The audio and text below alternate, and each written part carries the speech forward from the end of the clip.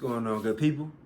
I'm back. Welcome to episode 6 of Transparency Conversations with me, LeBron Stephan.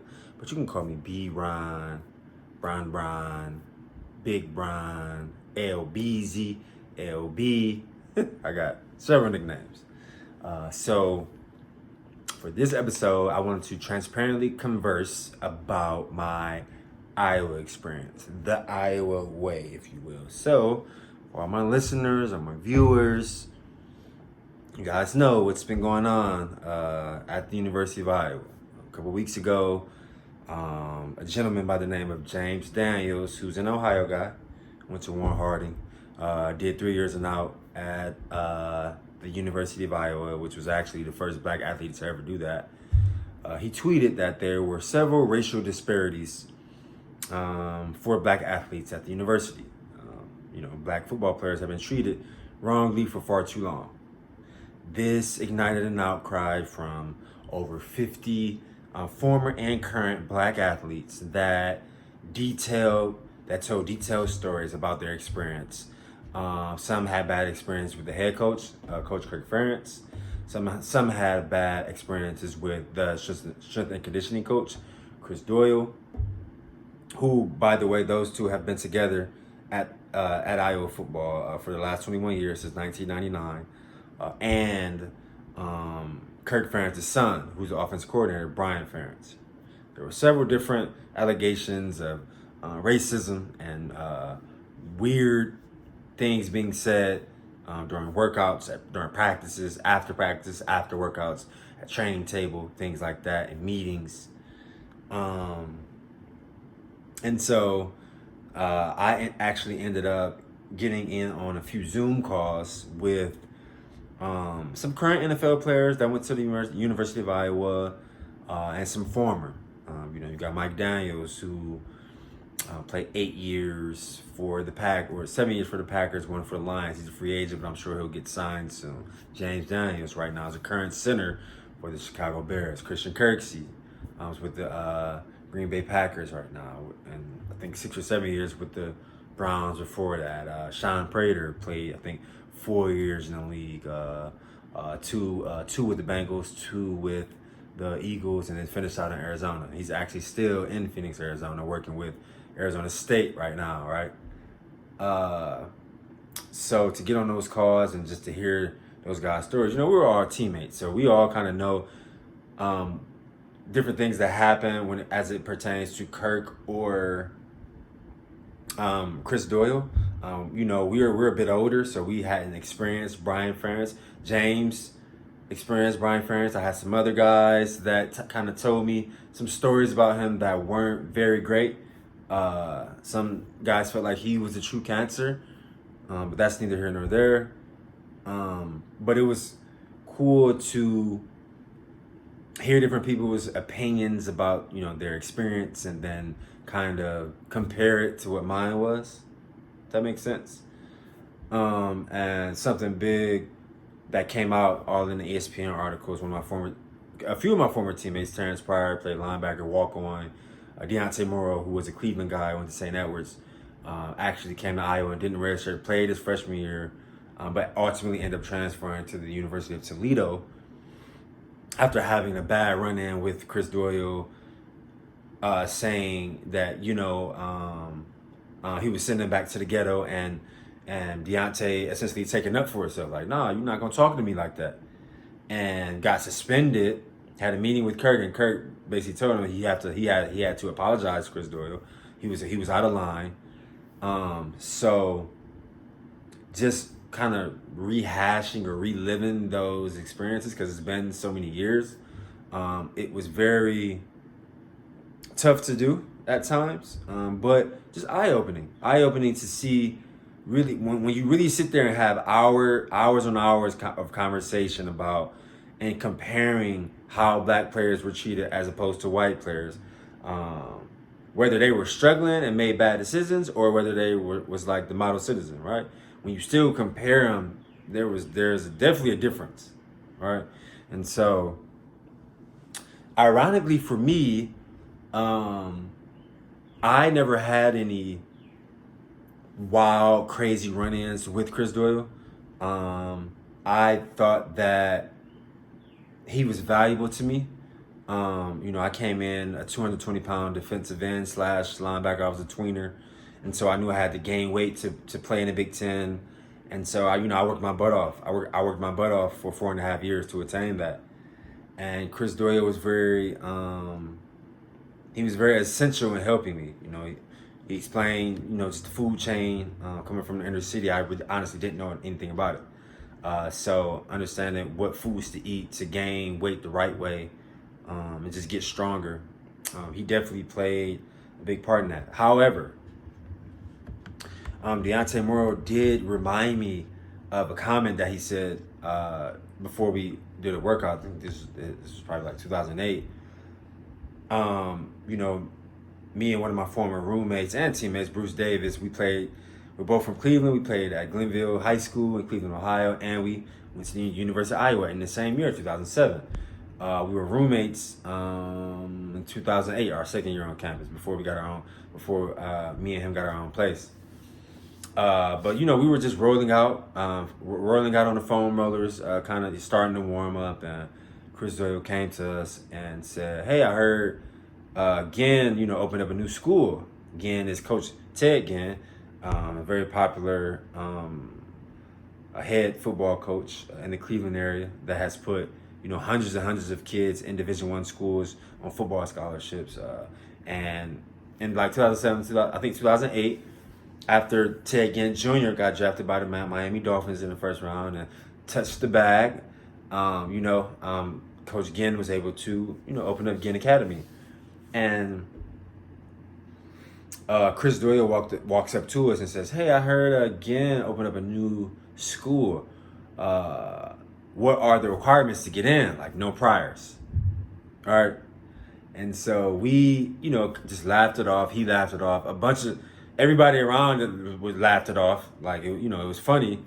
But we were so young. We were 19, right? So we were young. So, we didn't think nothing of it. We looked at each other kind of weird. Like, wow, why would he say that? Like, that was kind of like mean, or, what I'm saying? That wasn't cool. Like, but okay, like, just because he's starting a school, like, you got to be like a bad kid to go there. You got to have no priors. Like, so we didn't think of anything of it. And I forgot about it, to be honest, until Deontay Morrow reminded me of that. And now I'm just growing and understanding how the world works. And looking back at that, it was like, wow, like that shit was hella offensive, right? Hella offensive, hella disrespectful, hella insensitive, like to our culture, our black culture, and where we grew up at in Cleveland, Ohio, like, right? So that was the only thing that I could remember that rubbed me the wrong way with Chris Doyle, to be honest. Now, Rick Kaczynski, my defensive line coach. So let me give you guys the backstory on this, right? I came in 2007. I signed my letter of intent, February 4th, 2007. Now, during the recruiting process, Ron Aiken was the defensive line coach. Black guy. We watched film together during my visit. He explained to me exactly what I would be doing. He told me that it would be a possibility that I would be moved to Leo. For all my former Iowa players that's watching this, you guys know what that is. That's a guy that stands on the line and takes on a tight end, things like that. He drop him in coverage, things like that. But with me, they could do a lot of different things because I could play defensive end sometimes and then Leo sometimes. So, I was a tweener. So he explained that to me. So it looked good to me. Black defensive line coach. Okay, cool. Signed my letter of intent February 4th, 2007. Literally a week later, I want to say February 12th, 2007, Ron Aiken gets hired as the defensive line coach for the Arizona Cardinals. So he's out of there. So I have no idea who's going to be a defensive line coach when I get there, right? Don't hear from anybody for months. And then Rick Kaczynski called me, I want to say maybe in like May, because I was coming out there in June for 2 weeks to start summer workouts, kind of acclimate myself to the program, see what the workouts were like, just kind of start to get used to the movements and the speed of how they run training sessions and things like that. So he called me in May and said he would be the new defensive line coach. He sounded pretty cool on the phone. Hadn't met him yet. Don't remember him. So you know, I get there in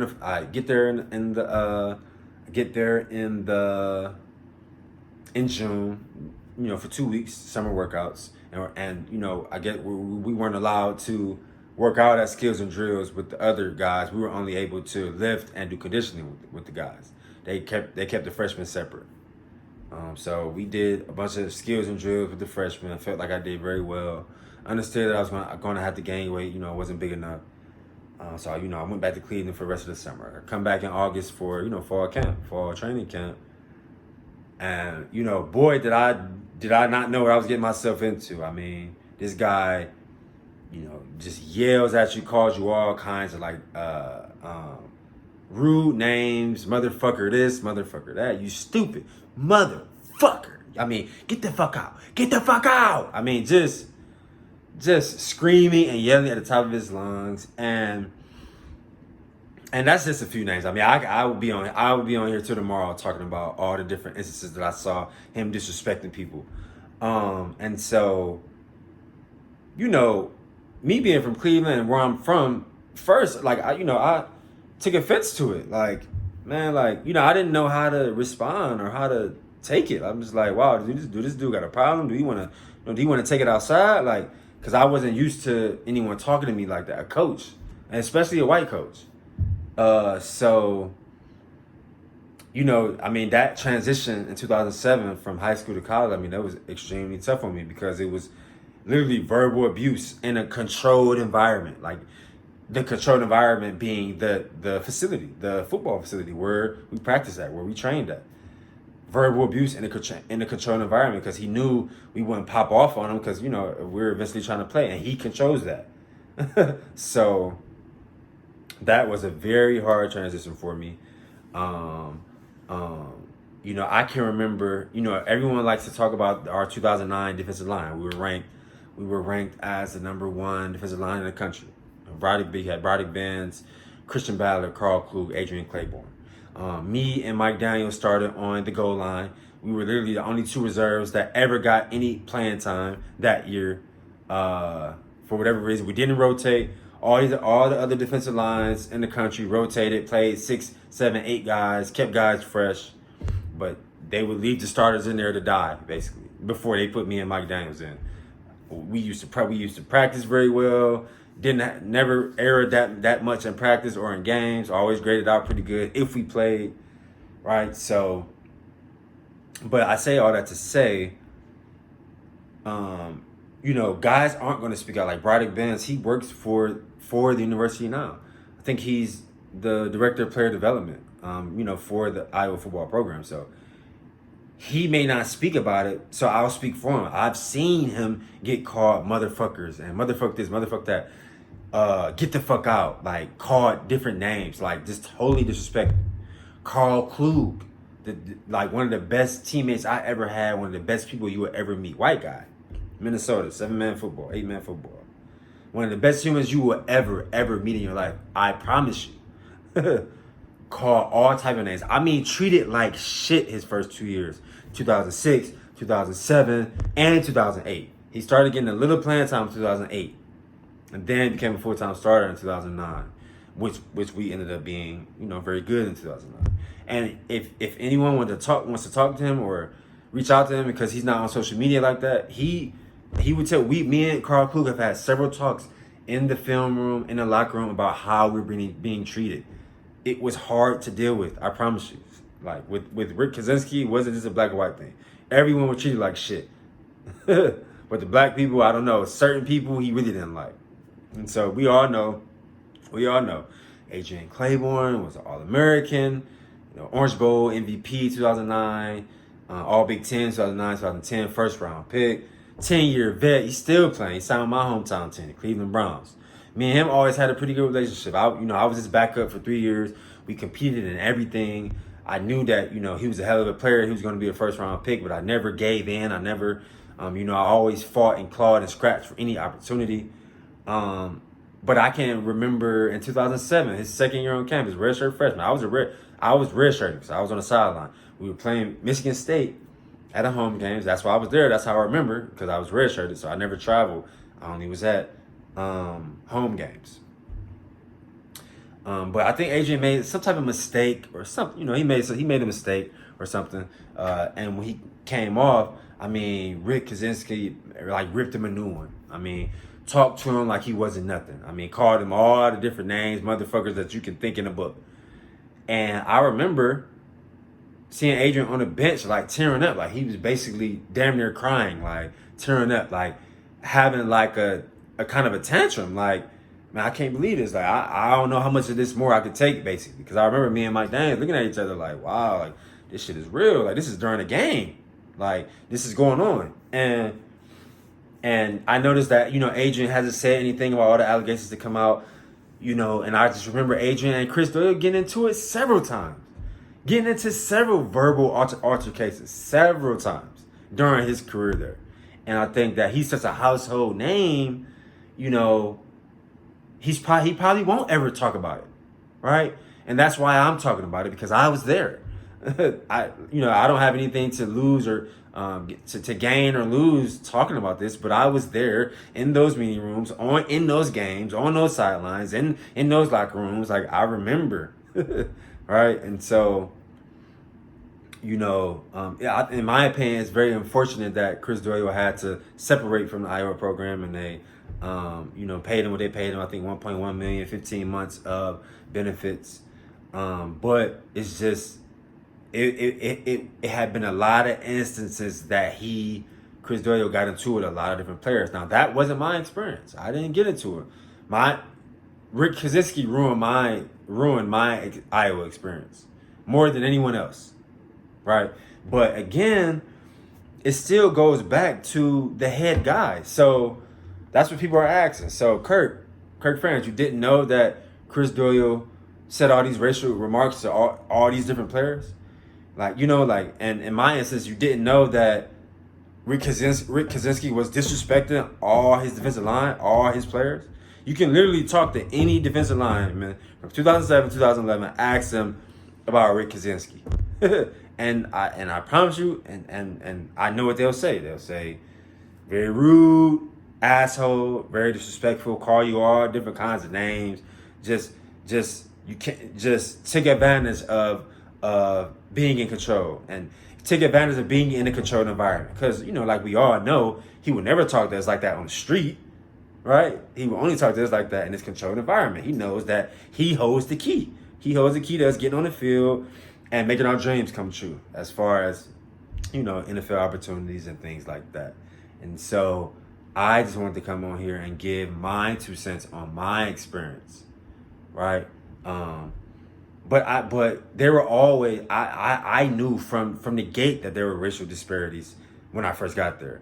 And I knew that I would have to conform to exactly how they wanted me to act. You know, no hats in the building, no earrings, you know, can't play loud rap music, you know, you got to talk you have to like talk how I'm talking now. So you need proper instead of like talking with the slang that you talk from, whether you're from Cleveland, Detroit, or Texas, or, you know, New York, or, you know, wherever you're from, Florida. You know, everyone talks different depending on where they're from and what environment they come from, right? And it's funny because I felt like I thought that I conformed well. I never got in any trouble, never academic probation, any of those things, and I still didn't get an NFL opportunity. I actually was the only senior in my class, 2012 draft, that didn't get an opportunity. Everyone else at least got a rookie minicamp invite. And that's all I was praying for, to at least get a chance to compete. I felt like if I got that chance, I'll be able to, you know, make something shake. But I didn't even get that. So, I mean, you know, it was definitely kind of a slap in the face and just a reality check. I mean, to this day, I haven't heard from Kirk Ferentz. He hasn't called me once, text me, or Chris Doyle, you know, before he separated on Monday. I haven't heard from any of those guys. It's 2020. I played my last game on December 30th, 2011 in the Insight Bowl. We played Oklahoma. So, you know, we're going on 9 years. Haven't got a text, a call, nothing. Do you need a reference? Do you need any? Haven't got anything. And that's not to say I shouldn't have reached out to them, but I didn't even know if I could, right? And I mean, you can look at my track record. I was considered a good guy. Never did anything. Never represented my family in the wrong way. Never represented the program in the wrong way. And I just, for whatever reason, wasn't sure if I could reach out to them and ask for help, or ask for a reference, or ask, did they know of any jobs that I could possibly apply to, right? So, it was definitely like a sucky thing for sure. And something that, I definitely don't want to like relive or rework through, but, you kind of have to. You have to live through those experiences again, and because that's the only way you can heal. I mean, to be honest, I went to therapy for years, talking about the Iowa experience, and that helped me get over it. And it's been a few former players that have reached out to me via DM on different social media platforms, like telling me they don't want to even be here no more. Like their Iowa experience was that bad. And I've had to, text back a bunch of like cheerleading statements like, no, bro, you're supposed to be here. Like, you are enough. Like, I experienced some, my Iowa experience wasn't that good either, but I'm still here. We got to fight together. Just things like that. But I've had to do that with several guys that have reached out to me, right? As like the older guys. So, I think, everything that, happens in the dark always comes to the light. I think it's messed up that someone had to be separated from a job they were with at 21, 22 years, but you have to move with morals and ethics and treat people with respect, especially now. Black people are tired of getting treated like shit. I mean, we're tired, right? So that's essentially my take on my Iowa experience. That one was pretty long. Didn't mean to talk that long, but had to try to get it out. So again, I appreciate everyone for tapping in with the Transparency Conversations movement. Again, like I said in the last episode, super excited to get my podcast going. I've already interviewed DJ K for episode 2, and interviewed a good friend of mine, Ephraim Reed, who's the offensive analyst at Michigan State University. We met a few years ago in Atlanta. We had a really good conversation today, so excited to finish those things in post-pro and get them published so you guys can listen and watch and kind of just understand what athletes go through, kind of get that inside look, right? So thanks again for tuning in. Any comments, hit the like button, hit the subscribe button for me. Any comments, please comment below, and I'll try to comment as well. All right? Take it easy, you guys.